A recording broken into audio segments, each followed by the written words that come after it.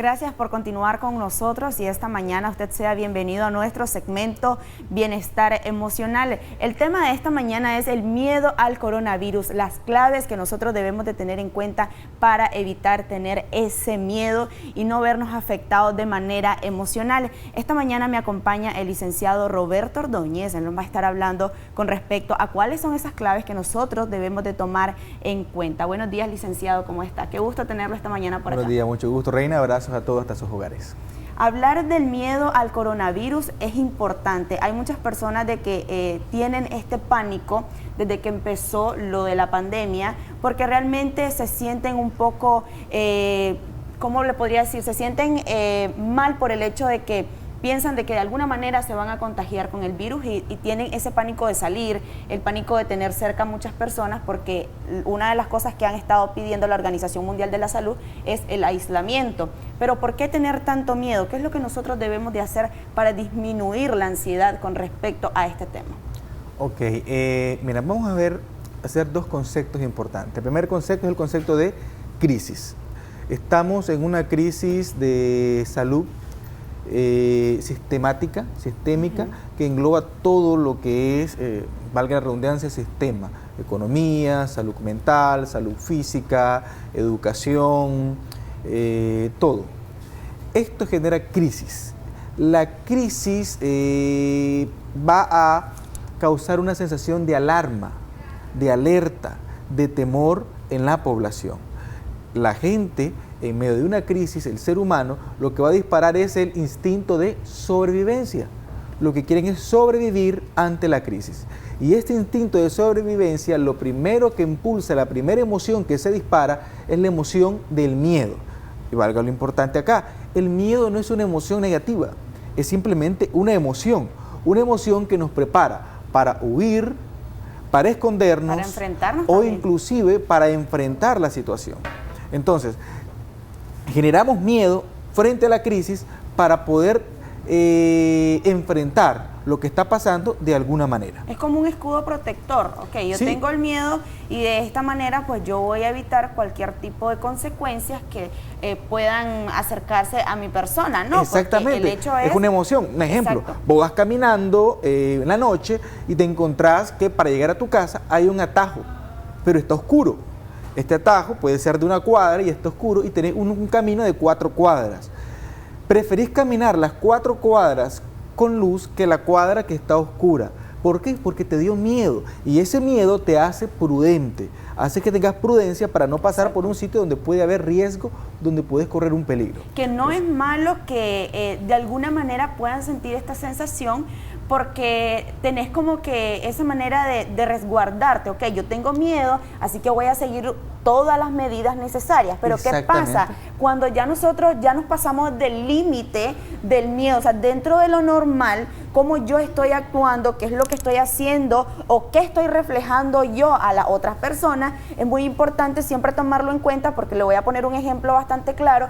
Con mi mamá, yo estaba hablando con usted antes de entrar a la entrevista, de que ella está bastante pendiente de la situación y cada una de las cosas que ella está viendo en redes sociales, en Google, ella me lo está enviando porque ella quiere que de alguna manera yo también me proteja. Pero a veces la sobreinformación también te llega a tomar malas decisiones, porque quizás no estás haciendo lo correcto, o de repente la información que me estás enviando no es verdadera. Entonces yo estoy entrando como una influencia a la otra persona para que sienta pánico, pero ¿qué está pasando? Quizás las cosas no son como ella la está viendo. Entonces hay que tomar bastante en cuenta cómo yo estoy transmitiendo ese mensaje, que si la información es verdadera o que si de alguna manera yo estoy causando más miedo a la persona. Así es, Reina. Has dicho dos cosas muy importantes, y uno es el miedo extremo.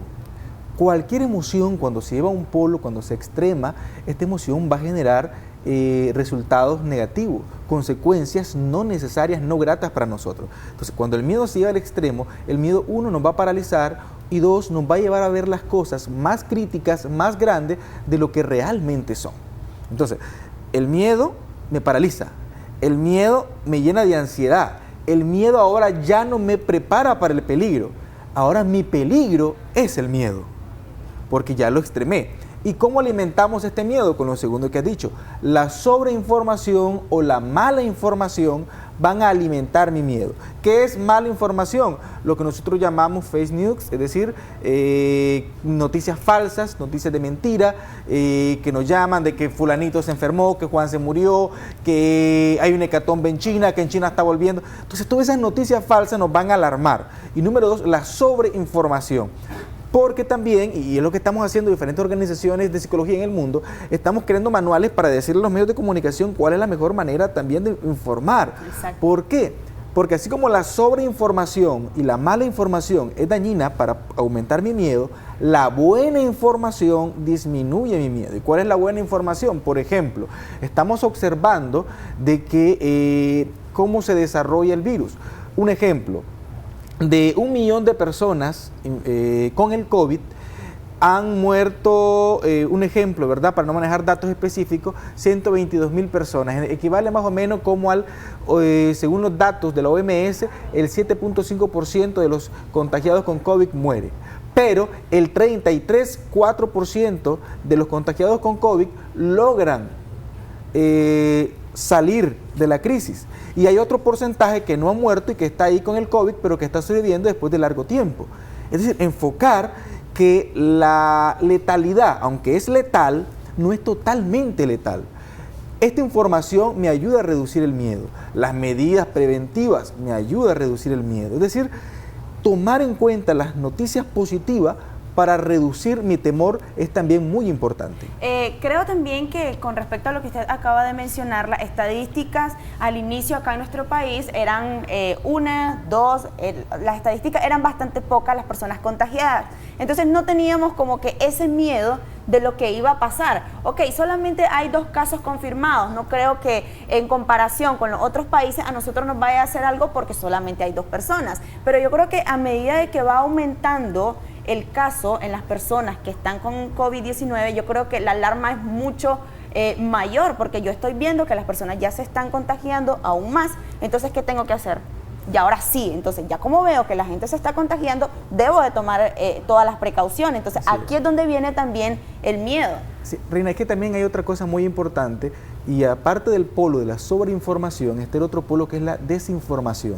Cuando los estados, cuando los gobiernos desinforman a la población a tal grado de ocultar datos, de tergiversar verdades, de no seguir las indicaciones de los organismos internacionales, entonces eso también va a generar una sensación de incertidumbre, y la incertidumbre alimenta el miedo. Es decir, no es lo mismo tener un país que te dice, estamos bien, pero que están siguiendo todos los modelos de la OMS, que están siguiendo todos los modelos de la OPS, como en el caso, por ejemplo, Portugal, que es uno de los países que está mejor parado ante la crisis, siguiendo todos los protocolos, todos los modelos, y tiene unos índices de contagio bastante bajos, que Nicaragua, que no sigue ningún protocolo, que no sigue ningún modelo, que llamó a un verano, que llamó a abrazos, que llamó a visitar millones de casas, y aparte de eso, ocultan información. Cuando hay una desinformación, cuando oculta la información, cuando el Estado no provee medidas de protección, eso me va a llenar de miedo, porque no sé con exactitud qué me está pasando.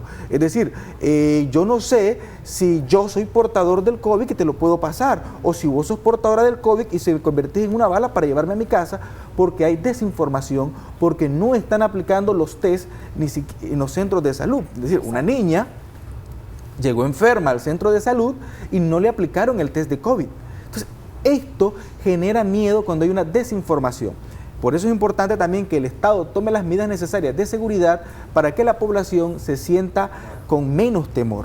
Exacto. Ahora también, ya que hemos hablado con respecto al miedo, hay que pensar qué nosotros debemos hacer para evitar ese miedo. Nosotros debemos de hacer cosas diferentes desde nuestras casas. Las personas que están en cuarentena y que se están quedando en sus hogares tienen actividades que hacer para no pensar tanto en el miedo a contagiarse del coronavirus. Por ejemplo, yo que estuve los 10 días en casa, yo hice actividades como ejercicio, leía un poco, hacía diferentes cosas. ¿Para qué? Para no estar centrada completamente en el tema del coronavirus. Sí, voy a darte 4 escenarios donde tenemos que trabajar el miedo. Número 1, nuestro cuerpo.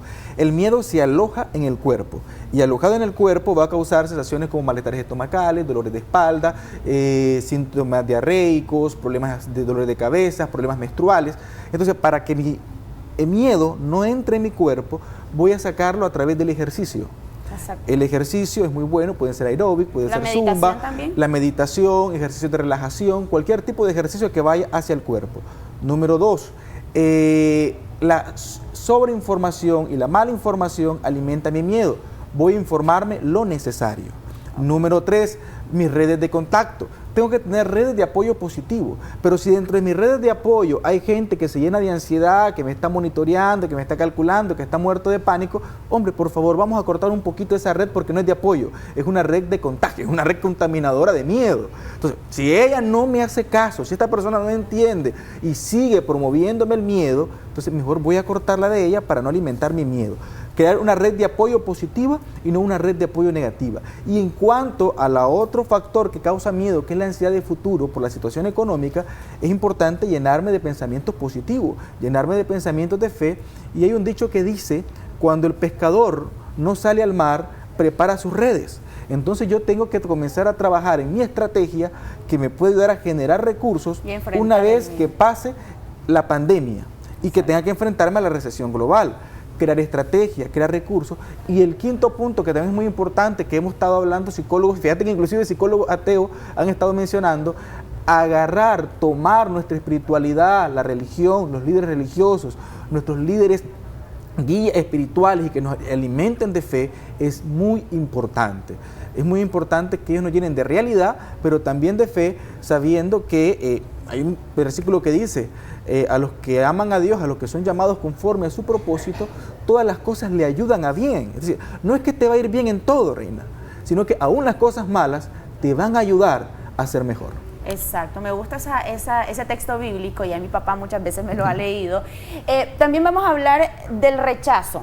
Nosotros tenemos este miedo y por lo tanto nosotros rechazamos a las personas que están a la par de nosotros. Esto se convierte también por el miedo a querer contagiarse del coronavirus. Me ha pasado muchas veces que estoy en la parada de buses, yo tengo mi tapaboca y quizás una persona se me acerca, yo me aparto por el distanciamiento social y esta persona se dirige a mí con frases no tan positivas, sino que comentarios negativos y de alguna manera esto a mí me afecta, porque yo digo, ok, esta persona se está poniendo mal porque yo estoy cuidándome, entonces yo creo que hay que tomar en cuenta también ese tipo de cosas ya para ir finalizando. Mira, hay dos cosas importantes, uno es la discriminación y lo otro es la autoprotección.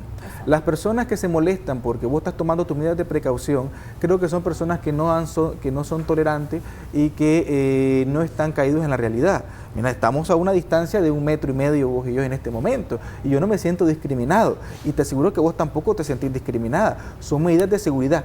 Mi obligación es protegerte y la tuya es protegernos. Entonces, la gente cree discriminación cuando se toman medidas de seguridad y no tiene que ser así. La ridiculizan, la dañan y creo que eso es parte de la campaña que ha habido generalmente mal desde el Estado y también desde algunas organizaciones religiosas que han hecho una campaña de normalización ante la situación que no debe ser. Y lo otro es la discriminación. Es decir, tener miedo a que la otra persona tenga COVID porque como que lo toman como hace 2000 años los leprosos. No, exacto, señores. Es más, la OMS llamó y prohibió, por favor, llamar a las personas contaminadas, contagiadas, infectadas. Ni están infectadas, ni están contaminadas. Son personas que tienen COVID únicamente. Okay. Gracias, licenciado, por habernos acompañado esta mañana. Esperamos que usted haya tomado nota de cada una de las recomendaciones, lo que usted puede hacer desde casa para evitar el miedo al contagio del coronavirus, siempre tomando todas las medidas necesarias. Gracias nuevamente por habernos acompañado acá en Revista al Día. Nos vamos a una pausa, ya volvemos con mucho más de Revista al Día.